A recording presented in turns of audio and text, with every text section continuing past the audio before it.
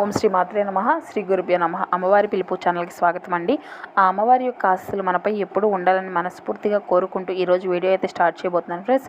ఈరోజు వీడియోలో అమ్మవారు మనకు తెలియజేయబోయేటువంటి సందేశం ఏమిటి అంటే, ఈరోజు నీ తల్లి మాటలను ఒక్క నిమిషం కేటాయించి విని చూడు, చివరి నిమిషంలో నీవు ఒక మంచి శుభవార్తను వింటావు అనేసి అమ్మవారు అయితే మనకు ఇలా ఈ సందేశ రూపంలో ఒక మంచి సందేశాన్ని అయితే ఇలా తెలియజేయబోతున్నారండి. ఇక ఆ సందేశంలో ఉండేటువంటి ఆ పరమార్థం ఏమిటో ఇప్పుడు మనం ఈ వీడియో ద్వారా తెలుసుకుందాం. కాబట్టి మా వీడియో కనుక మీకు నచ్చినట్లయితే ఒక చిన్న లైక్ చేసి మమ్మల్ని సపోర్ట్ చేయడం మాత్రం మర్చిపోకండి ఫ్రెండ్స్. అదేవిధంగా మా ఛానల్లో మా వీడియోని కనుక ఎవరైనా కొత్తగా చూస్తున్నావారంటే మా ఛానల్ని అయితే సబ్స్క్రైబ్ చేసుకోండి. ఈరోజు నీ దుర్గమ్మ మాటను కేవలం ఒక్క నిమిషం విని చూడు. తప్పకుండా ఈరోజు అయితే నీవు ఖచ్చితంగా ఒక మంచి శుభవార్తను వింటావు అని మన దుర్గమ్మ తల్లి ఇలా మనకు తెలియజేయబోతుంది. అసలు మరి ఆ శుభవార్త ఏమిటి, అసలు మనకు ఆ తల్లి ఏం తెలియజేయాలి అని అనుకుంటుంది, ఇప్పుడు మనం తెలుసుకుందాం. మీరు అందరూ కూడా నాకు ఎంతో ఇష్టమైనటువంటి భక్తులు. మీ యొక్క ప్రేమతో మీరు ఎప్పుడూ కూడా నా హృదయంలో స్థిరపడిపోయే ఉంటారు. మిమ్మల్ని ఒక్క క్షణం కూడా నేను మర్చిపోను. మీ దేహంలో ఎప్పుడూ కూడా ఉంటాను. ఇక ఎప్పుడూ కూడా మీ పిలుపు లేకుండా, మీ యొక్క ప్రేమ లేకుండా ఎప్పుడూ కూడా నేను శాంతంగా ఉండలేను.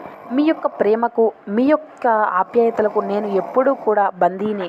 మీకు కష్టం కలిగినా, మీకు ఏదైనా బాధ కలిగినా కూడా, మీకు ఏ సమయంలోకైనా కానీ మీకోసం నేను ఎప్పుడూ కూడా సమయాన్ని కేటాయిస్తూనే ఉంటాను.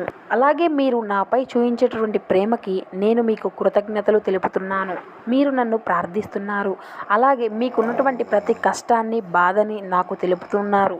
కానీ ఒక్కటి మాత్రం నిజం, మీలో ఉండేటువంటి సందేహాలకు ఆనకట్టను వేయలేకపోతున్నాను. ఎందుకో తెలియదు, మీకు వచ్చేటువంటి కష్టాలు, మీకు ఎదురయ్యేటువంటి సమస్యలు, మీరు పరిపూర్ణమైనటువంటి విశ్వాసాన్ని, నమ్మకాన్ని నాకు కల్పించలేకపోతున్నారు.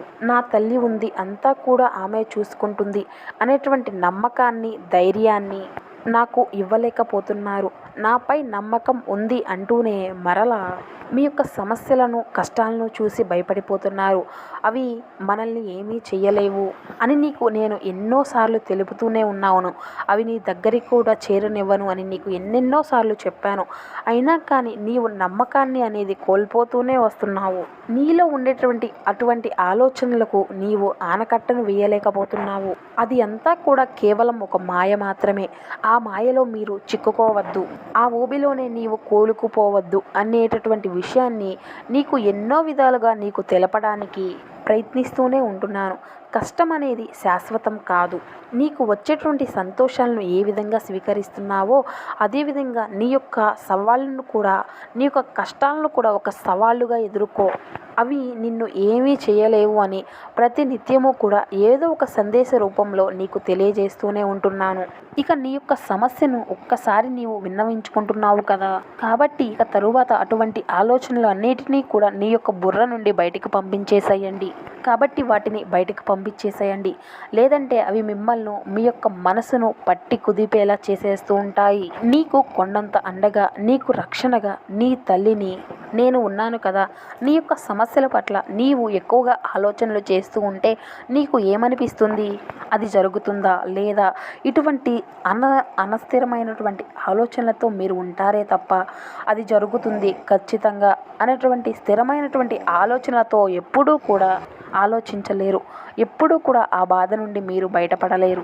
ఏ సమస్య అయినా సరే తప్పకుండా దానికి ముగింపు అనేది ఉండే తీరుతుంది. మనుషులకు కానీ, జీవులకు కానీ మీకున్నటువంటి సమస్యల నుండి ఒక మంచి పరిష్కారం అనేది భగవంతుడు నీ ముందే ఉంచి తీరుతాడు. కానీ జీవులు గ్రహించలేవు కదా. కానీ మనుషులకు మాత్రం అది ఖచ్చితంగా అర్థమవుతుంది. ఎందుకంటే మీకు జ్ఞానం అనేది ఉంది కాబట్టి. మీకు అనర్గళంగా మీకున్నటువంటి సమస్యల నుండి దానికి తగినటువంటి ఒక మంచి పరిష్కారాన్ని అయితే తప్పకుండా ఆలోచించుకోగలుగుతారు. మీలో ఉండేటువంటి శక్తిని మీరు తక్కువ అంచనా వేసుకుంటున్నారు. లోకంలో ఎవరికీ లేనటువంటి కష్టం నీకు మాత్రమే ఉంది అనేటువంటి ఆలోచనలతో నీవు ఉంటున్నావు. కాబట్టి అటువంటి కష్టాన్ని భగవంతుడు నీకు ఎప్పుడూ కూడా ఇవ్వడు. లోకంలో లేనటువంటి కష్టాలను నీకు మాత్రమే ఇచ్చి ఆయన కూడా సంతోషంగా ఉండలేడు. ఏదో ఒక రూపంలో మీ యొక్క సమస్యలకు పరిష్కారం అనేది తెలుపుతూ ఉంటాడు.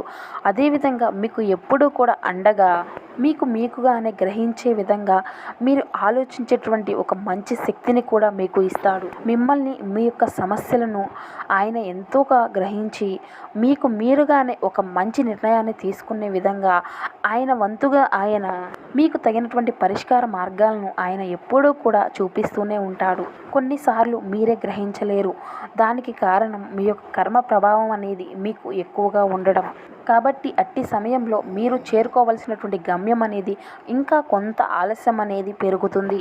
కానీ మీరు మాత్రం ఆ కాస్త సమయాన్ని కూడా ఓపిక పట్టలేక మీ చెంతకు మీ యొక్క కష్టం అనేది చేరగానే దాని నుండి ఏ విధంగా బయటపడాలా, దాని నుండి ఏ విధంగా తప్పించుకోవాలా అనేసి ప్రతినిత్యము కూడా దాని యందు దృష్టి సారిస్తూ ఉంటున్నారు. కానీ ఆ సమయాన్ని మాత్రం భగవంతుని యొక్క సన్నిధిలో మాత్రం మీరు ఉపయోగించుకోలేకపోతున్నారు. ఇక కొంతమంది అయితే శరీరంపై వ్యామోహంతో, మరికొంతమంది అయితే ధన వ్యామోహంతో, మరి ఇంకొంతమంది అయితే మీ యొక్క వ్యర్థమైనటువంటి వాత్సల్యాలతో సమయాన్ని వృధా చేసుకుంటూ ఉంటున్నారు. ఈ సమస్త లోకాల్లో మీకు ఏది కూడా శాశ్వతం కాదు. కేవలం భగవంతుని యొక్క పాదాలే మీకు ఒక మంచి మోక్ష మార్గానికి ఒక పెద్ద నాంది అనేటువంటి విషయాన్ని నీకు ఎన్నోసార్లు నేను తెలియపరుస్తూనే ఉంటున్నాను. అయినా కూడా మీరు ఆ విషయాన్ని మరిచిపోతూ వస్తున్నారు. నీకున్నటువంటి ఈ శరీరం, నీకున్నటువంటి ఈ బంధాలు ఏవీ కూడా శాశ్వతం కాదు. కేవలం నీ శరీరంలో ఉండేటువంటి ఆ భగవంతుణ్ణి నీవు నిమగ్నం చేసుకో. ఆయన కోసం నీవు సమయాన్ని కేటాయించు. అదేవిధంగా నీ కోసం మాత్రమే కాకుండా కష్టంలో ఉండేటువంటి వారికి కూడా ప్రార్థించండి. అదేవిధంగా నీవు ఇతరుల కోసం ఎప్పుడైతే నీవు కోరుకుంటావో అప్పుడే నీకు అధికమైనటువంటి మంచి లాభాలు కూడా చేకూరే విధంగా భగవంతుడు నిన్ను కూడా మంచిగా అనుగ్రహిస్తాడు. అదే ఈ యొక్క ప్రకృతి యొక్క నియమం. నీవు ఇతరుల యొక్క మంచిని కోరుకుంటే అది నీకు మరలా తిరిగి 100 రెట్లు ఉపయోగకరమైనటువంటి పరిస్థితులుగా మారి నీకు ఒక అద్భుతాన్ని చూపిస్తుంది. అదే నీకు శ్రీరామ రక్షగా మారుతుంది. నీవు ఎదుర్కొనేటువంటి సమస్యలకు ఆ సమస్యలకు తగినటువంటి పరిష్కారం తప్పకుండా నీకు తెలియపరిచే విధంగా నేను నీకు తెలుపుతాను. కాస్త సహనంగా ఓపికగా ఎదురు చూస్తూ ఉండు.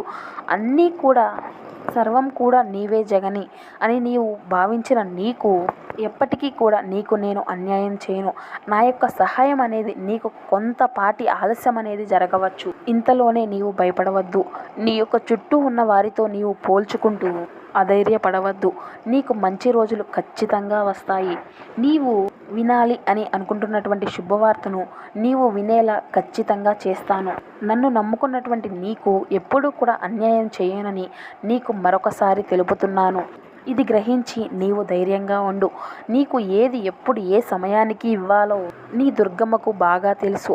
ఇక నుండి నీవు బాధపడడం మానేసి నీ పనిని నీవు సరైనటువంటి మార్గంలో అంటే ధర్మ మార్గంలో నిర్వర్తించుకుంటూ సంతోషంగా నీ పైనాన్ని నీవు కొనసాగించుకో. ఇక మిగిలింది అంతా కూడా నేనే చూసుకుంటాను అని అమ్మవారు ఈరోజు ఈ సందేశం ద్వారా మనకు మధురమైనటువంటి మాటలను మనకు ఈ విధంగా తెలియజేశారు. సో విన్నారు కదండి ఈరోజు అమ్మవారి యొక్క సందేశం. ఈ సందేశం మీ అందరికీ నచ్చింది అని అనుకుంటున్నాను. ఈ సందేశం కనుక మీకు నచ్చినట్లయితే ఒక చిన్న లైక్ చేసి మమ్మల్ని సపోర్ట్ చేయడం మాత్రం మర్చిపోకండి ఫ్రెండ్స్. అదేవిధంగా మీకు ఉన్నటువంటి మరికొందరి మీ యొక్క స్నేహితులకు షేర్ చేయండి. Thank you for watching.